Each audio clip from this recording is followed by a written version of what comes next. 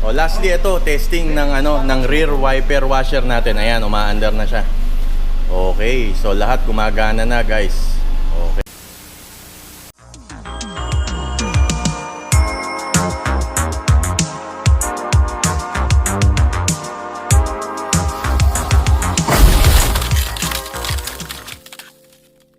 Hi guys, welcome sa isa na namang episode ng Bud TV. And first and foremost, gusto ko lang sanang i-wish you guys well. Sana everybody is safe, everybody is healthy. Kasi alam naman natin na yung surge ng COVID cases natin dito sa Pilipinas is getting out of hand. So I hope you guys are always safe. Kung hindi kailangan lumabas, huwag muna lumabas. And laging maghuhugas ng kamay, laging mag-alcohol, magdi-disinfect. And sana malagpasan natin lahat to. Anyway, for this episode, i-share ko lang sa inyo yung electrical part ng job scope na ginawa namin doon sa Honda CR-V Gen 1 ni Boss Mon. Yung kay Boss Mon, yun yung yun yung blue na CR-V. Doon sa past videos natin, I'm gonna share with you yung mga short clips na yan kung para maalala nyo yung yung mga ginawa natin doon, no? So, i-share ko lang sa inyo yung electrical job work na ginawa natin dun sa kanya. Ano yung mga pinagana natin, ano yung mga hindi gumagana. And at the same time, makita nyo kung ano yung mga inayos namin dito sa CR-V na to. So, before we proceed, huwag nyo kakalimutan to give this video a thumbs up. Click nyo lang yon, thumbs up. Comment down below for any questions, comments, or suggestions. And don't forget to subscribe to Bud TV if you haven't subscribed to the channel yet, okay? Tapos huwag niyong kakalimutan to click the bell icon to get notified on our future videos. Alright, tara! Ipakita ko sa inyo kung ano yung ginawa natin dito sa electrical works dun sa CR-V ni Boss Mon. And huwag na natin patagalin to. Let's go!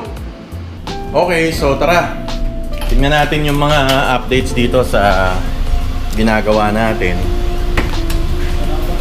Ito nga yung kay Boss kay Boss Mon. So tapos na tayo dun sa mechanicals niya. And dumako tayo dun sa last phase nitong ginagawa natin job scope. Yung ating electrical. So just to give you a few information kung ano yung mga kailangan gawin dito. Una, in-address namin yung concern ni Boss Mon tungkol dun sa kanyang third brake light.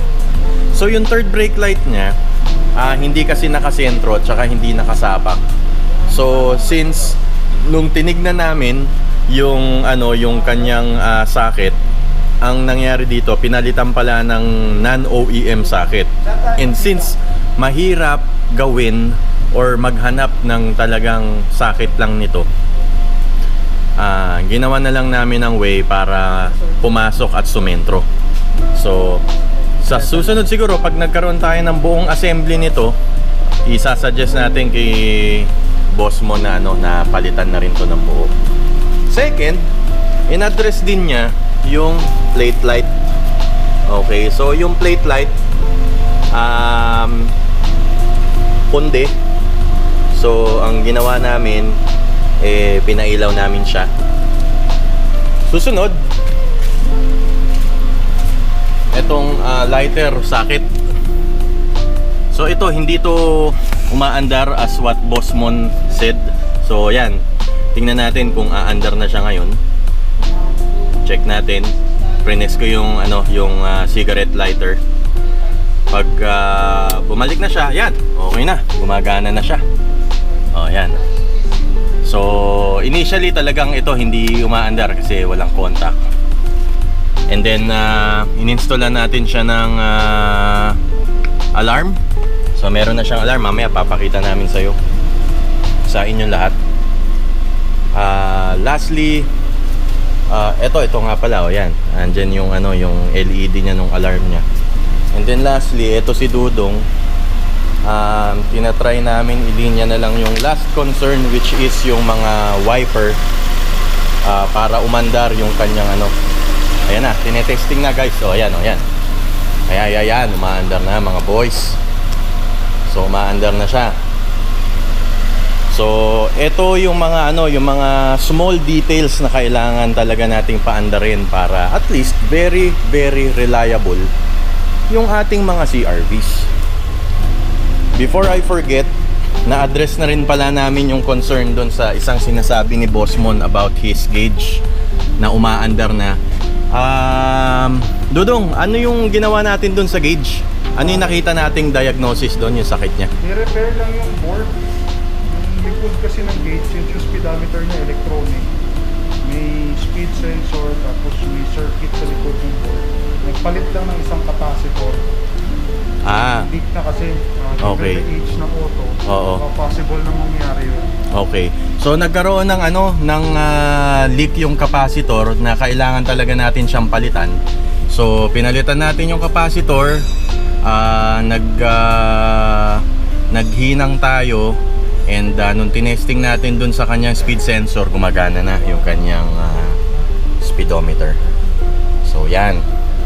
So far, matapos itong trabaho natin today, para makuha na ni Boss Mon ito by tomorrow. Ito naman, malapit na. Natapos na natin yung mechanicals nitong ating Civic na SI. Konti na lang yan, konting hilot na lang. We were able to install the yung headlights, ayan kung nakikita nyo, and then also yung ating plate holders. Konti na lang to, engine wash, interior detail, nakapag-adjust na rin tayo sa suspension.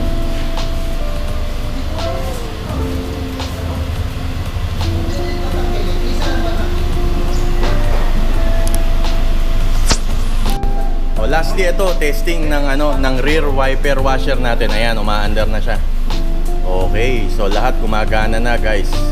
Okay, panalo. Yung mga CRV nyo ba ganyan din, gumagana rin? So I hope gumagana rin yung sa inyo. Pero if not, magkaroon kayo ng mga problema sa mga CRVs nyo, pwede nyo kaming i-message dito sa shop para matulungan namin kayo sa mga concerns nyo sa builds nyo. Okay yan. Ayan, pinalitan natin ng mga hoses din. So okay na yan, lahat gumagana na yan, no problem na, panalo. Okay, itong bibili na cost mo. Okay. Swak. Ayun guys, ano nga pala, ayun, I just want to make a shout out kay Boss Leo Morales. Boss, maraming salamat dun sa pagkuha mo ng Maruko na Japan horn sa atin. Pinadala ko dun sa Lalamove natin, and I hope you like it. And shout out sa iyo, maraming salamat. So andito tayo ngayon sa bago natin siguro tapusin tong video na to. Nandito tayo sa baba, and papakita ko sa inyo yung medyo hindi ko kasi nalilinis to, kaya siguro ilang linggo na, sobrang busy dito ngayon sa shop natin. So ngayon lang talaga medyo nagkaroon ng ceasefire dahil nga I shot this on a weekend, so wala masyadong trabaho, medyo maluwag. So ito yung EG natin, pakita ko sa inyo kasi ngayon ko lang ulit siya papatakbuhin at papaandarin para at least di naman siya madiskarga yung battery and so on and so forth. So gawin natin yung pakita ko sa inyo ngayon. Tignan nyo, ito siya, tignan nyo, dami mga prutas-prutas kasi I think meron kaming isang alaga dito somewhere na bat or panike, pero wala naman ako nakikitang nakahang or nakasabit. Dami niyang fruits oh. May ano pa nga may dumi pa nga, may etchas pa nga, and ang dami niya talagang dumi. So maybe probably next week mabigyan ko siya ng oras at malilinis ko siya. Pero for now, ayun, paandarin muna natin siya. And also, abangan nyo yung mga susunod nating video kasi meron tayong upgrade na ginawa dito sa ating EG. And I think you're gonna love it. Di siya ganun kahaba, pero we're going to show the process just for you to have an idea on how it's done. And marami pa tayong mga videos na darating on your way. about this EG8 na project natin. Konting kembot, magagawa na natin at makukumpleto ko na yung mga upgrades natin dito sa ating EG. Ito, isasabay ko na rin to. As you can see, meron tayo dito na lock and unlock. The purpose of that is para yung central locking can be done with just flicking the switch. But since previously, which will be caught on video, mapapanood nyo, maybe in a way I wasn't able to put back yung socket ng wiring, kaya hindi siya gumagana. So we'll do that on another video. Ayun. So ngayon umaandar na siya. Buti hindi na diskarga kasi it's been so long. And yun, by the way, kung nakikita nyo, labas tayo. Kung nakikita nyo, napalitan na rin natin siya ng mas fresh na steering wheel. I had to say goodbye dun sa ating Momo tuner. I was able to sell it for a good price. And since bumabalik tayo sa OEM, eto na naman tayo, nagpapalit-palit na naman tayo ng pyesa. Pero for now, yan na lang muna yung ikakabit ko sa kanya kasi for me, it looks clean, looks original, looks fresh, and it complements the OEM-ness of the interior. Yeah. And so guys, dito na nagtatapos yung ating episode for today. Kung nakita nyo naman, we were able to fix yung mga issues doon sa electricals ng CR-V Gen 1 ni Boss Mon. And I hope magustuhan ni Boss Mon yung mga pinaggagawa namin dun sa kanyang CR-V. So Boss Mon, if you're watching this, sana nagustuhan mo yung mga electricals na ginawa natin dyan sa CR-V. And I hope you enjoy them because of their functionality. And yun nga, abangan nyo yung mga susunod na videos natin. And I hope you like this video. If you do, just give this video a thumbs up. Comment down below. We love to hear from you. Yung mga comments nyo, questions, suggestions, we would love to hear that from you. Comment lang kayo. And also, yung pag-like dito sa video natin would really help a lot. Maraming salamat sa mga suporta nyo, sa mga subscribers natin, sa always watching our videos every time na nag-upload tayo. Thank you so much sa suporta ninyo. And guys, always wear masks. Kung hindi kailangan lumabas ng bahay, wag mo na lalabas. We all know that this is a very alarming stage para sa atin, and hopefully walang magkasakit sa inyo at sa mga pamilya nyo. We will pray that we will